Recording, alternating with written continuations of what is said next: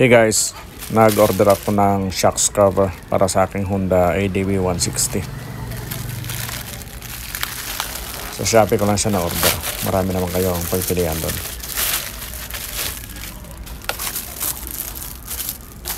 Ayan, gold ang kulay niya. Gusto ko sana yung red kaso walang available na red para sa 160. Pang 150 lang yun.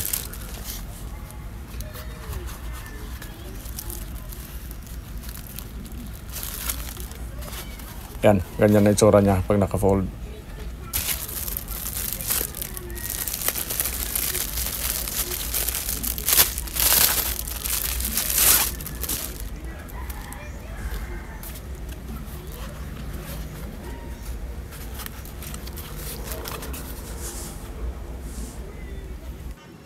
Yan guys, itry natin to.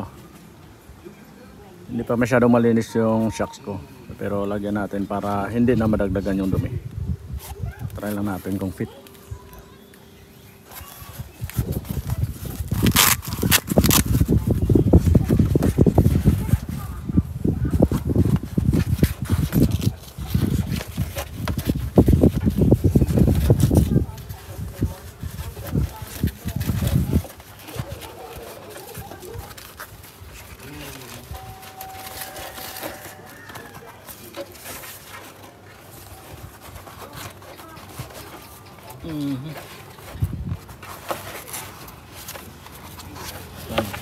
Ganyan dapat.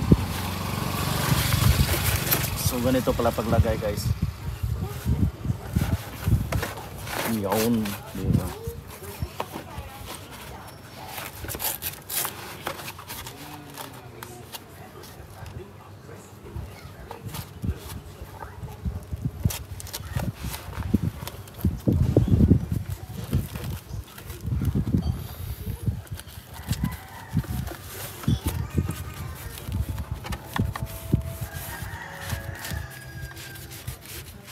Kabilang ikot. Yawn. Oh, di ba? Bumagay siya dito guys, oh, golden.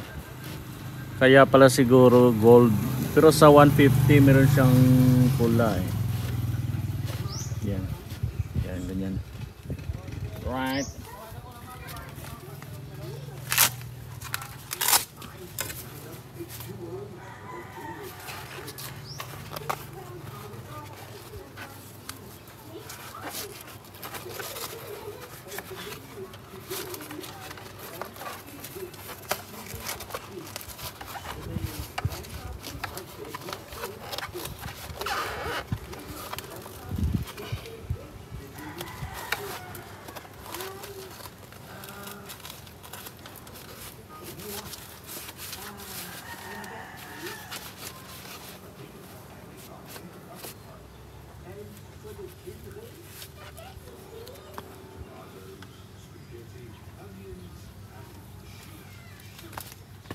Yun.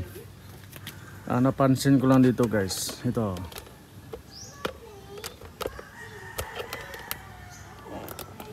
Diba tamang-tama na siya dyan. Ang problema to.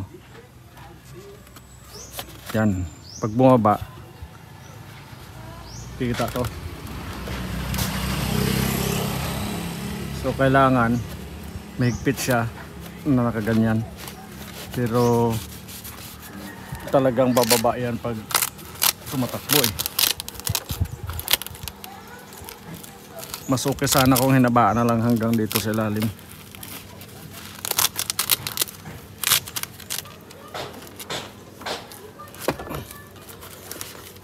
Ayan, higpitan na lang natin. Yan, para sakto lang siya talaga sa kanyang shock. Ayan. Ganyan siguro para kita sa likod. Hirap kasi ma-identify yung ADV 150 versus 160 pag nasa likod ka. Pare-pareho kasi halos lahat sa likod. So yan, kita siya.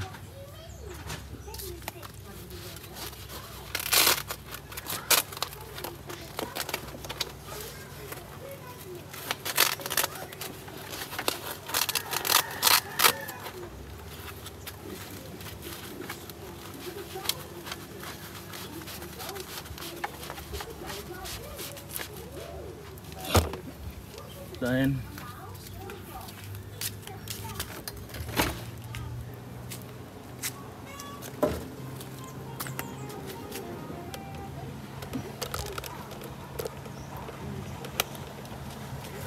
Try natin yung play niya.